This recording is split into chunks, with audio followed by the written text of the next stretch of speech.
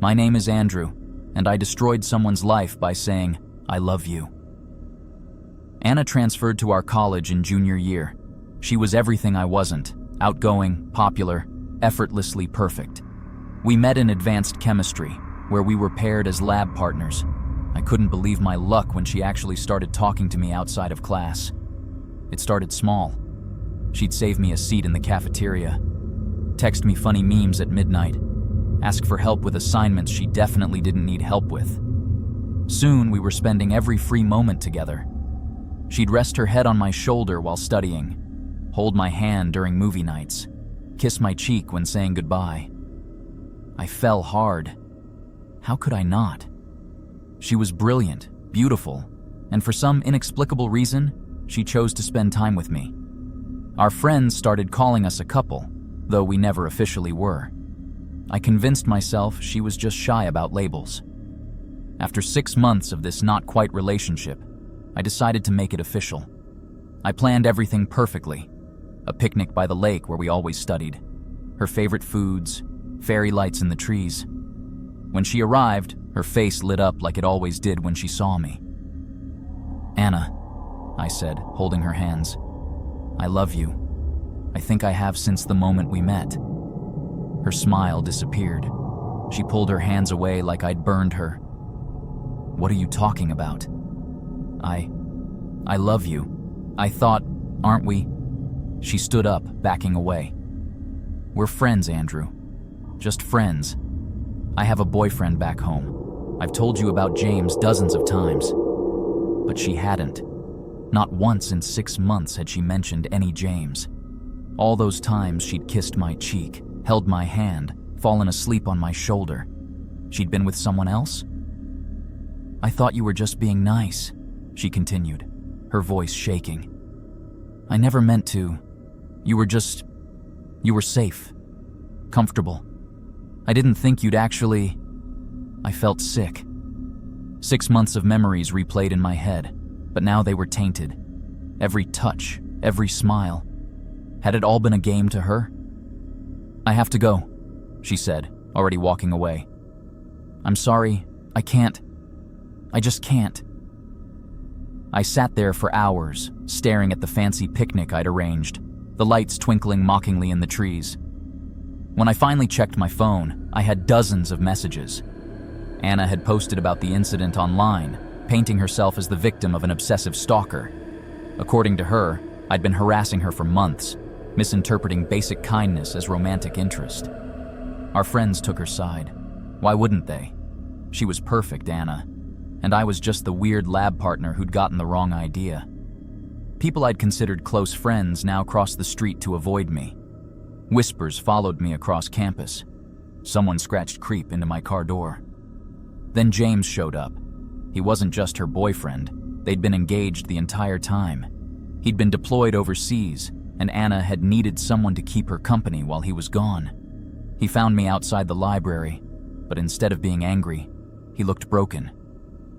She does this, he said quietly. Every time I'm deployed. Finds someone vulnerable, makes them fall in love with her, then plays the victim when they confess. You're the fourth one. The next day, Anna had vanished. Dropped out of college, deleted all social media, disappeared completely. James later told me she'd done this before. When her games were exposed, she'd run to a new city, new school, new victims. She left behind a trail of broken people who dared to love her. The rumors about me never really stopped. I finished my degree online, unable to face the stares and whispers on campus. Years later, I still get occasional messages from strangers calling me a creep, a stalker, sharing Anna's version of the story. Sometimes I wonder where she is now, whose life she's worming her way into. Who else will be destroyed by thinking they're special to her? Because the truly terrifying thing about Anna wasn't that she broke hearts. It's that she deliberately collected them, like trophies, each one carefully chosen and methodically shattered. I saw her once more, years later, in a coffee shop 2 states away. She was sitting close to a guy, resting her head on his shoulder, holding his hand exactly like she used to hold mine. Our eyes met for a second. and she gave me that same perfect smile. Then she turned to the guy and kissed his cheek, while her free hand twisted the engagement ring she wore, a different one than she'd worn with James.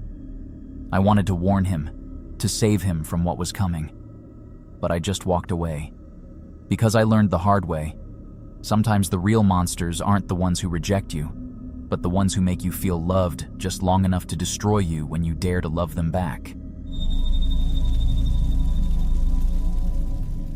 My name is Chris, and I wish I'd never rejected Kate's proposal that night. We'd been best friends since high school, both of us outcasts in our own way.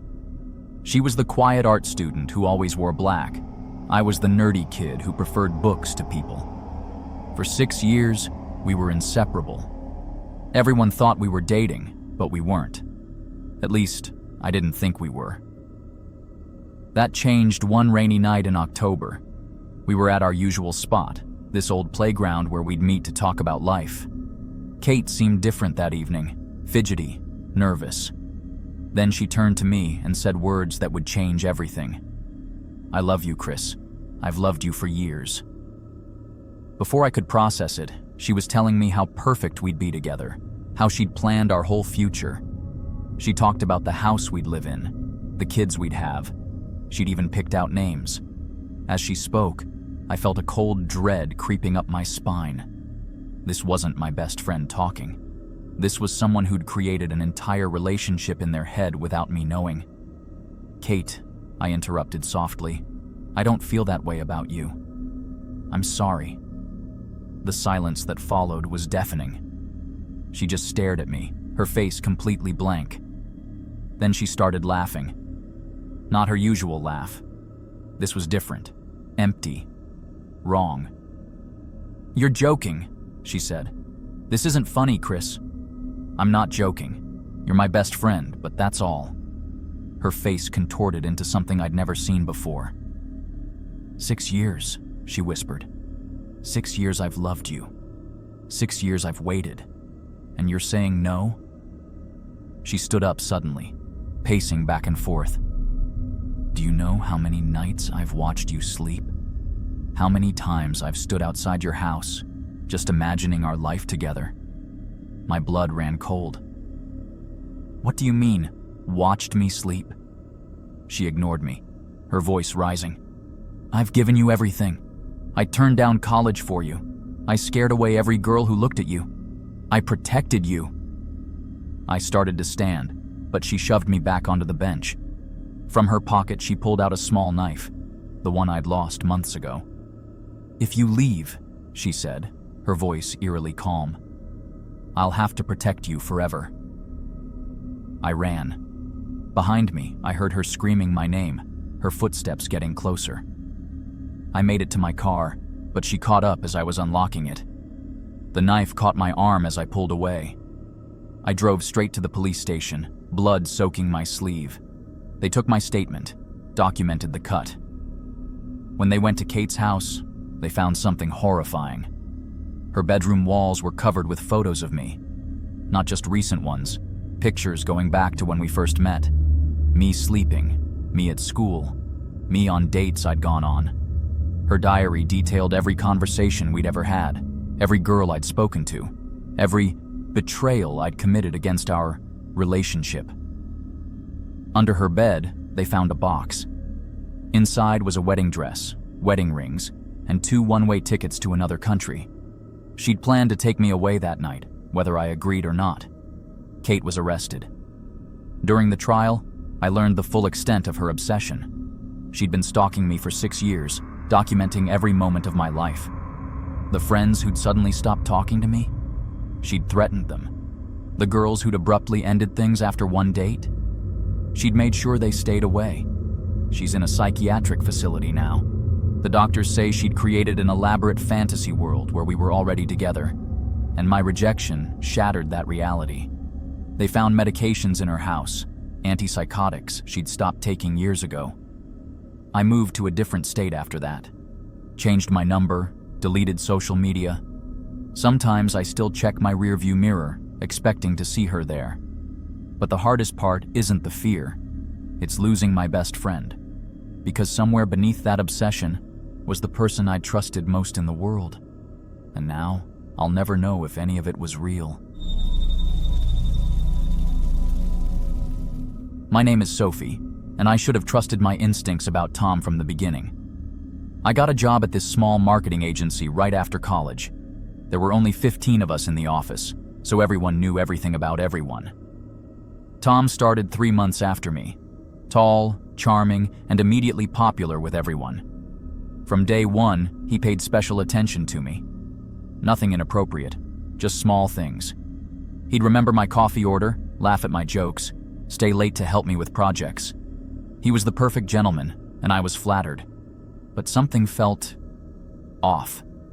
He'd show up everywhere I went for lunch. At first, I thought it was coincidence. We worked in the same area, after all. But then I noticed he'd only appear when I went alone. If I was with coworkers, he was nowhere to be seen. My coworker Jenny told me he'd ask about me constantly. What time I usually left work, which gym I went to, if I was seeing anyone. She thought it was sweet. I felt uneasy. Things escalated slowly. He started buying me small gifts, always leaving them on my desk before I arrived. A book I'd mentioned once, my favorite snacks. Even a necklace I'd pointed out in a shop window weeks ago. I never told him where I'd seen it. One Friday, he asked me out for dinner. His hands were shaking, and he had this intense look in his eyes. Something in my gut screamed danger. I said no as gently as I could, told him I valued our friendship too much.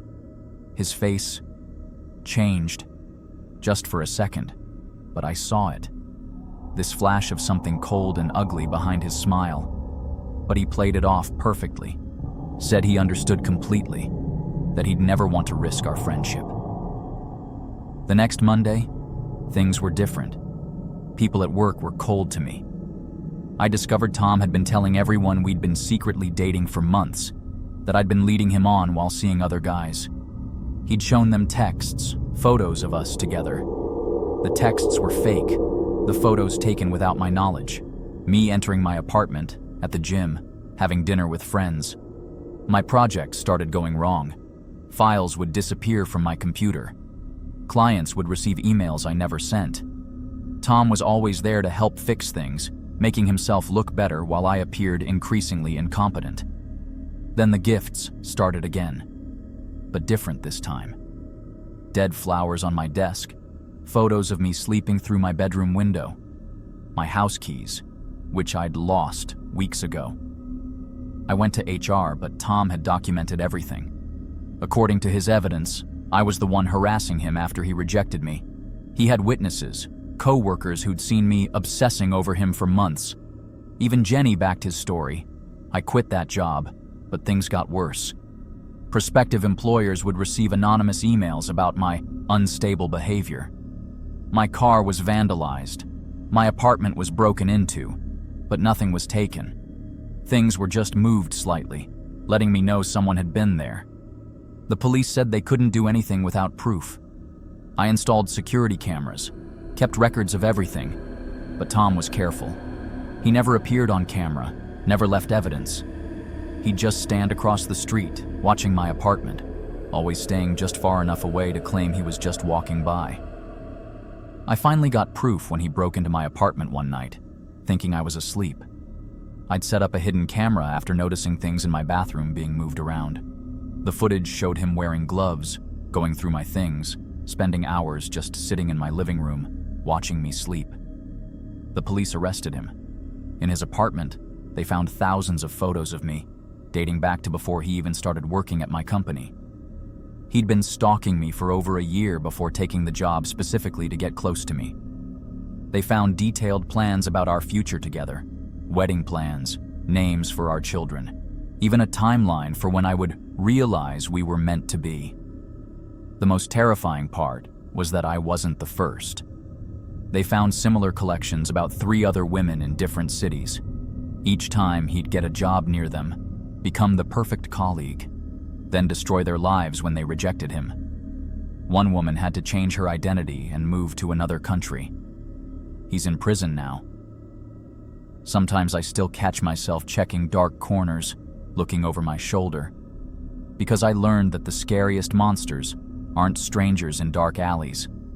They're the ones who spend months making you feel safe before they strike.